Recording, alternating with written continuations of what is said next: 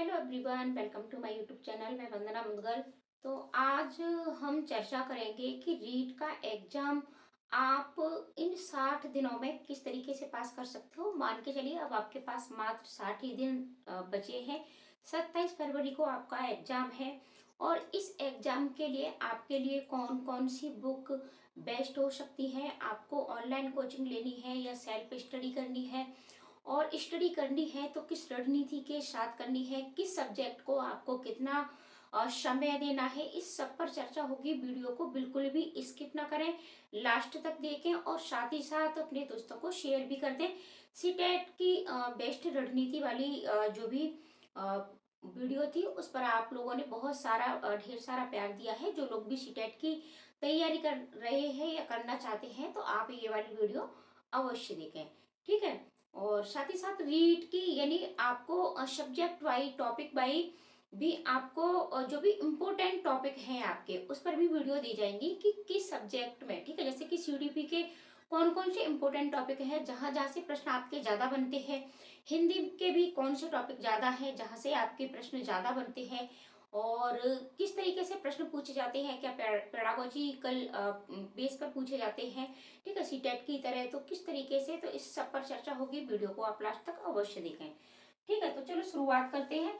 अब मान के चलिएगा कि रीड के लिए आप अगर आज से काउंट करोगे तो 60 से 65 दिन है आपके पास, लेकिन आप 60 ही दिन मान करके चलिए, ठीक है। हम 60 दिन लेकर के चलेंगे। और देखो बहुत बार मैंने आपको बताया भी है कि किसी भी एग्जाम को पास करने के लिए एक थ्योरी होती है, ठीक है, एक सूत्र होता है, ठीक है। जैसे LROP, ठीक है। अगर इस चीज को आप किसी भी एग्जाम में अपना लेते हो तो मान के चलिए वो एग्जाम आपका क्रैक हो जाता है। एल का अर्थ होता है लर्निंग, ठीक है, यानी आपको एल, ठीक है, लर्निंग।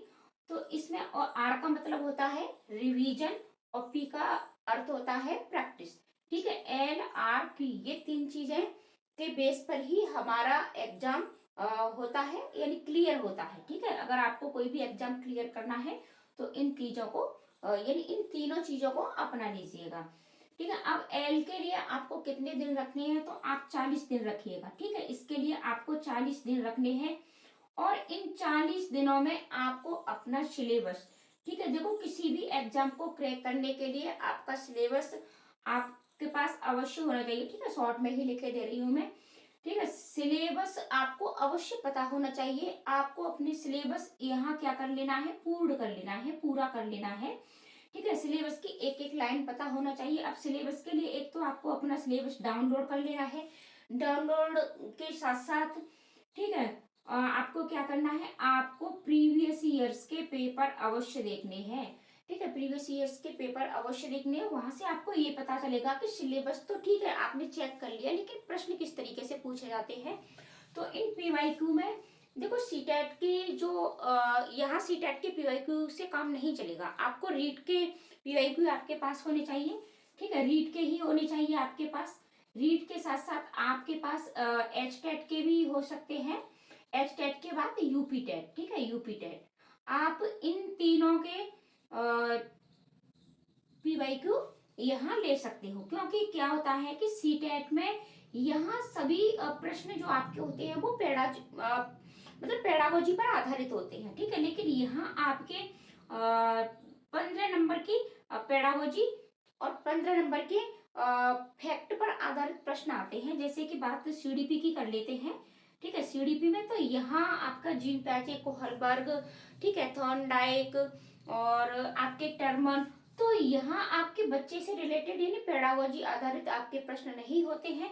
यहाँ आपको सीधा सीधा पूछ लिया जाएगा कि टर्मन की बुद्धि लब्धि कितनी है, किस तरीके से है, जड़ बुद्धि वाले की मतलब क्रमांक कितना होता है, ये सारी चीजें फैक्ट लेवल, ठीक है। तो थॉर्नडाइक के सिद्धांत का नाम क्या है और उन्होंने किस पर ये अपना प्रयोग किया, किस तरीके से किया, किस सन में दिया, ठीक है। तो ये सारी चीजें यहाँ पूछ ली जाती हैं। तो इसलिए आपके पास रीड के पीवाईक्यू होने चाहिए, एच टेट के पीवाईक्यू अवश्य होने चाहिए और यूपी टेट के भी आप यहाँ देख सकते हो। और रीड के तो भाई अवश्य ही अवश्य होने चाहिए। ज्यादा से ज्यादा पीवाईक्यू से आपको अपना सिलेबस पता हो चलेगा तो 40 दिन में, अब इस 40 दिन में आपको अपना सिलेबस पूर्ण अवश्य करना है। आप कहाँ से करते हो? देखो, ये अपने ऊपर डिपेंड होता है कि कुछ बच्चे बुकों से ही कर लेते हैं। वीडियो में आपके लिए बना दूंगी कि कौन कौन सी बुक आपके लिए बेस्ट हो सकती है। देखो, कुछ बच्चे बुकों से ही पढ़ लेते हैं। आपको अपने अनुसार करना है। कुछ बच्चों को कोचिंग की जरूरत पड़ती है तो आप कोचिंग भी ले सकते हो, लेकिन अब इतने कम दिनों में, ठीक है, मात्र 60 दिन में मेरे अनुसार तो आप कोचिंग से भटक जाओगे। ठीक है, कोचिंग में भटक जाओगे, इतना सिलेबस। लेकिन अगर आप कर सकते हो तो आप कोचिंग भी ले सकते हो, आप अपने हिसाब से देखिएगा। अन्यथा सेल्फ स्टडी सबसे बेस्ट है, क्योंकि कम समय में हम सेल्फ स्टडी से, बुकों से किसी भी मतलब कॉन्सेप्ट को अच्छे से क्लियर कर सकते हैं, कम समय में क्लियर कर सकते हैं। तो मैं तो कहूंगी कि आप सेल्फ स्टडी कीजिए, बुकों से कीजिएगा।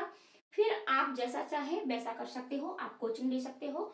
और कोचिंग भी, अगर ऑफलाइन कोचिंग आपके घर के कहीं आसपास है, 1-2 किलोमीटर के दायरे में, तब आप लें। अगर कहीं ज्यादा दूर है तब आपको ऑनलाइन कोचिंग बेस्ट रहती है। जब आप फ्री होते हो तब आप वीडियो देख सकते हो। ठीक है, और बेस्ट टीचर भी मिलते हैं, और अगर आपके पास बेस्ट टीचर की ऑफलाइन कोचिंग मिल जाती है तब आप ऑफलाइन भी ले सकते हो। ठीक है, वरना ऑनलाइन ही लें आप। अब बात कर लेते हैं 40 दिन में सिलेबस पूर्ण कैसे होगा। इस पर वीडियो में अगली बता दूंगी, लेकिन आपको 40 दिन में सिलेबस अपना हर हालत में पूर्ण करना है।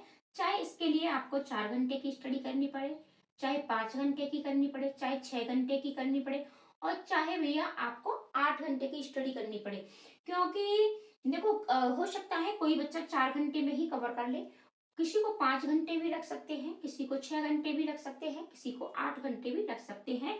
40 दिन में आपको अपना सिलेबस अवश्य ही पूर्ण करना है, पूर्ण करना ही करना है। ठीक है, आपको देखो, कुछ चीजों को पाने के लिए कुछ चीजों को खोना भी पड़ता है। आप अपने दोस्तों से बात करना बंद कर दीजिएगा, बहुत इंस्टाग्राम चलाना है, फेसबुक रील्स, ये सारी चीजों को बंद कर दीजिएगा। और अब देखो, कुछ बच्चों का सवाल रहता है कि हमारा तो शीटेट पास है, तो फिर हमें रीट की क्या जरूरत है। तो मैं आपको बता दूं कि आपको रीट का एग्जाम देने की जरूरत है। ये रीट की वैकेंसी नहीं है, ठीक है, टीचर वैकेंसी नहीं है, ये रीट का यानी क्वालिफाई एग्जाम है, जैसे कि सीटेट का होता है। सीटेट पास करने के बाद हम केवीएस और DSSB यानी केंद्र की जितनी भी वैकेंसी आती है, उनमें हम अप्लाई कर सकते हैं। और बहुत से राज्यों ने भी इसको मान्य किया हुआ है, जैसे कि आपका बिहार में चलता है, यूपी में चलता है। तो इसी तरीके से आपका ये जो रीट है, ठीक है, ये सिर्फ रीट की वैकेंसी यानी रीट की जब भी आपकी टीचर वैकेंसी निकट भविष्य में आने वाली है, 84,000 वैकेंसी क्योंकि बात हो रही है। ठीक है, तो उसके लिए ये है, जैसे कि यूपी में सुपर टेट होता है। ठीक है, यूपी में सुपर टेट होता है, तो यूपी में सुपर टेट से पहले यूपी टेट होता है, यानी जो बच्चे यूपी टेट पास हैं वो भी इस सुपर टेट को दे सकते हैं, या फिर जिसका सी टेट क्वालिफाई है। ठीक है, या फिर जिसका सी टेट क्वालिफाई है। लेकिन रीट की वैकेंसी में ऐसा बिल्कुल भी नहीं है, रीट की वैकेंसी के लिए सी टेट मान नहीं है। यहाँ सिर्फ और सिर्फ आपको रीट पास करना है। तो देखो, अदर राज्य वाले यानी दूसरे स्टेट वाले भी इसमें मान्य है। तो अगर आप राजस्थान के हो तब तो आप रीट दे ही दे रहे होंगे, अन्यथा आप किसी भी स्टेट से हो तो आपको रीट का एग्जाम अवश्य देना है। अब बात सिलेबस की कर लेते हैं। देखो, वीडियो लंबी होगी, लेकिन आप, ठीक है, इसको पूरी अवश्य देखें। ठीक है, ये आपके लिए हेल्पफुल भी होगी। ठीक है, ये आपकी बहुत हेल्प करेगी। अब देखो, बात सिलेबस की करते हैं, तो सिलेबस आपका वही सी टेट की तरह है, यूपी टेट की तरह ही है। जैसे कि आपकी सीडीपी आएगी आपकी 30 नंबर की। ठीक है, और आपकी 2 लैंग्वेज होंगी, जिसमें आप हिंदी ले सकते हैं, संस्कृत ले सकते हैं, दोनों ही 30-30 नंबर की आती हैं, लैंग्वेज 1 और लैंग्वेज 2। ठीक है, ये भी 30-30 नंबर की आती हैं। पेपर फर्स्ट की बात करें तो यहाँ आपको ईवीएस 30 नंबर की और आपका मैथ 30 नंबर का। ठीक है, और पेपर सेकंड की बात करते हैं, लेवल 2 की, तो यहाँ भी आपको सीडीपी सेम मिलेगी, 2 लैंग्वेज मिलेंगी, और साथ ही साथ यहाँ आपका या तो एसएसटी होगा, ठीक है, या फिर आपका मैथ साइंस होगा। तो इस तरीके से ये सेम वही चीजें हैं, लेकिन यहाँ सीटेट की तरह आपको स्टडी बिल्कुल भी नहीं करनी है। तो यहाँ स्टडी आपको बेस पर आधारित होनी चाहिए, फैक्ट लेवल आपकी होती है, तो ये सारी चीजें आप देख सकते हो। और इसके बाद देखो, अब बात कर लेते हैं कि क्या निगेटिव मार्किंग भी है इसमें। बहुत से बच्चे बोल रहे हैं कि इस बार निगेटिव मार्किंग हो गई है, सिलेबस चेंज हो गया है। देखो, सिलेबस चेंज कुछ नहीं हुआ है, सिलेबस में थोड़ा ऐड हो गया है। और ऐड क्या हुआ है? ऐड आपका एनईपी 2020 ऐड हुई है, ठीक है। एनईपी 2020 आपकी ऐड हुई है, तो एनईपी 2020 को भी आपको अवश्य पढ़ लेना है। जब एनईपी 2020 लागू हुई है, यानी इससे पहले जब एग्जाम हुआ था, ठीक है, तो उसमें नहीं था, लेकिन एनईपी 2020 भी आपको अवश्य पढ़ लेनी है। अब बात नेगेटिव मार्किंग की कर लेते हैं। तो देखो, नेगेटिव मार्किंग आपकी नहीं है।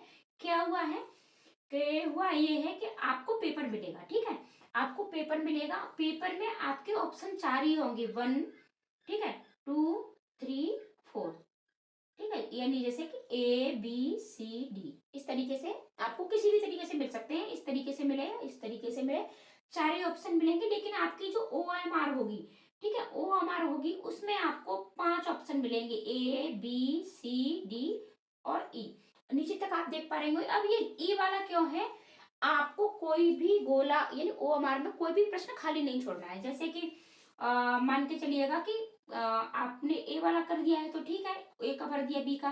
लेकिन अगर आप इन चारों में से कोई भी नहीं करना चाहते, तब आपको ये ई वाला ऑप्शन फिल करना पड़ेगा, ठीक है। इन चारों में से आपने कोई भी नहीं किया है, तब आपको ई वाला फिल करना पड़ेगा, ठीक है। अगर आप ई वाला फिल नहीं करोगे, तब आपको प्रश्न काट दिया जाएगा, ठीक है। अगर आपने कोई भी प्रश्न, पांचों में से कोई भी गोला नहीं भरा है। अब ये ई वाला ऑप्शन क्यों दिया गया है? क्योंकि बहुत से ऐसे केस सुनने को मिलते हैं कि OMR बच्चे क्या करते हैं, खाली कर देते हैं।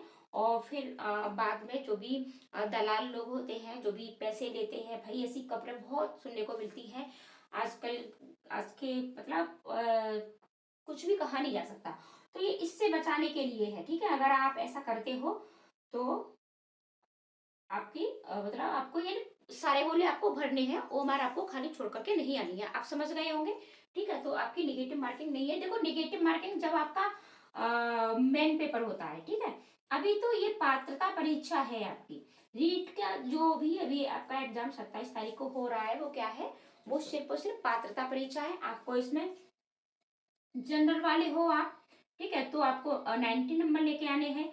और अगर आप OBC और SC वाले हो, तो आपको 82 नंबर लेके आने हैं। और इससे और भी नीचे फिर आपके 80, मतलब सबको 50%, इस तरीके से आपको ये दिया गया है। तो 40 दिन में आप अपना सिलेबस अवश्य पूर्ण करिएगा। और किस तरीके से पूर्ण कर सकते हो, इस पर अगली वीडियो मिलेगी। देखो, वीडियो को अगर आप लाइक करते हो, अपना प्यारा सा छोटा सा कमेंट करते हो, और ज्यादा से ज्यादा अपने दोस्तों को शेयर करते हो, अगर आपका सपोर्ट हमें मिलता है, तो हमें भी लगता है कि चलो कुछ और अच्छा बेस्ट आपको देने की कोशिश करें। लेकिन जब आपका कोई रेस्पॉन्स नहीं मिलता है, ठीक है, आपका सपोर्ट नहीं मिलता है, तो फिर हम भी ये सोचते हैं, क्या यार, इतने मन से, इतनी मेहनत से समय निकाल करके आपके लिए वीडियो बनाते हैं, लेकिन फिर भी आपकी तरफ से न लाइक, कमेंट और न ही वीडियो को शेयर किया जाता है, तो फिर मन नहीं करता है। अगर आप वीडियो को ज्यादा से ज्यादा शेयर करोगे, अपना कमेंट करोगे, तो डेली टारगेट के साथ में आपको ये सारी चीजें बताऊंगी। मैं आपको जो भी इम्पोर्टेंट मतलब टॉपिक है, उनको भी क्लियर भी कराऊंगी और बताऊंगी भी। आप स्वयं से भी कर सकते हो, ठीक है। तो 40 दिन में आपको अपना सिलेबस पूर्ण कर लेना है। वीडियो लंबी हो रही है, ठीक है, तो हम अपने टॉपिक पर आते हैं। अब इसके बाद आपको क्या करना है? इसके बाद आप बात करते हैं रिवीजन की, यानी एल हमारा पूरा हो गया। अब बात रिवीजन की करते हैं। तो मान के चलिए, इसके लिए आप 10 दिन रख सकते हो, ठीक है। कितने दिन रख सकते हो? 10, 40 दिन हमारे यहाँ हो गए, 10 दिन यहाँ हो गए। अब 10 दिन में जो भी हमने यहाँ पढ़ा है, बच्चे क्या करते हैं कि देखो, पढ़ते तो बहुत है, अपना सिलेबस पूर्ण करते हैं, नोट्स भी बनाते हैं, लेकिन रिवीजन बिल्कुल भी नहीं करते। पता नहीं क्यों नहीं करते।